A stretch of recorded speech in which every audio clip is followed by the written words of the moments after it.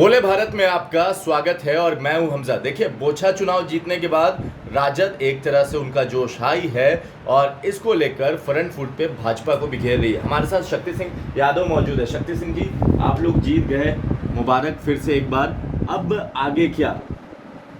बोछा की जीत तो तमाम जाति, धर्म और मजहब के लोग, सभी वर्ग के लोग, अगड़ा पिछड़ा, दलित, महादलित, कमजोर तबके के लोगों ने, सब पिछड़े वर्ग के लोगों ने मताधिकार का प्रयोग किया।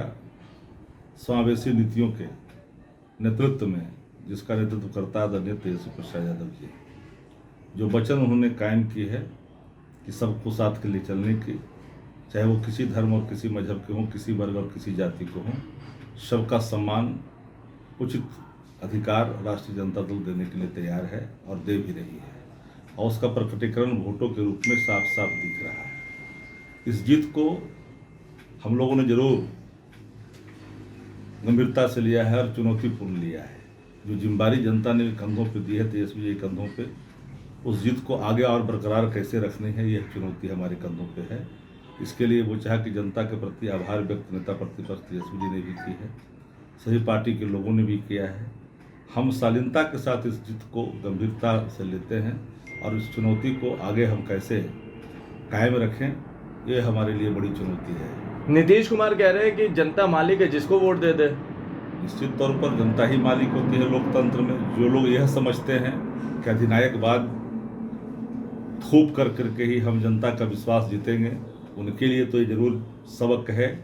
और आने वाला जो कल है, वो निश्चित तौर पर राष्ट्रीय जनता दल के A to Z की नीतियों पर लामबंद होकर के लोग विश्वास जो किया है वो आगे भी कायम रहेगा।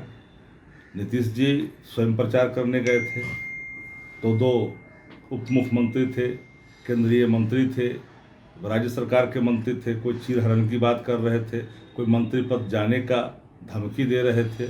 कई भावनाओं से खेला गया, पैसे की बड़े पैमाने पर खर्च किए गए, लेकिन उसके बावजूद भी राष्ट्रीय जनता दल ने जो प्रचंड जीत हासिल की है, इसके लिए बोधा की जनता को दिल से उनके प्रति आभार है, हर वर्ग के लोगों। एक आखिरी सवाल, मुकेश सहनी कल कह रहे थे कि तीसरा मोर्चा भी बन सकता है। मुकेश सहनी 29,000 वोट लेकर आए। मुकेश सहनी जी को सब कुछ पता है और नेता प्रतिपक्ष ने उनके बारे में पहले ही कह दिया था कि जिस जमात में आप गए हैं वहाँ आपकी खैर उनकी पार्टी को एलिमिनेट तो कर ही दिया गया था। उन्होंने चुनाव लड़ा है, तो आप लोग की तरफ वेलकम है क्या उनका? तो एक बात साफ साफ करते कि वो सभी लोग, जो लोग को समावेशी विकास में नीतियों में विश्वास है, उस सब का सम्मान राष्ट्रीय जनता दल करती है, उन सभी वर्गों का सम्मान करती है। क्योंकि अब कोई घृणा की राजनीति पसंद नहीं करता, तो आएंगे तो वेलकम कीजिएगा। नहीं करता, जाति, धर्म और मजहब की राजनीति कोई पसंद नहीं करता।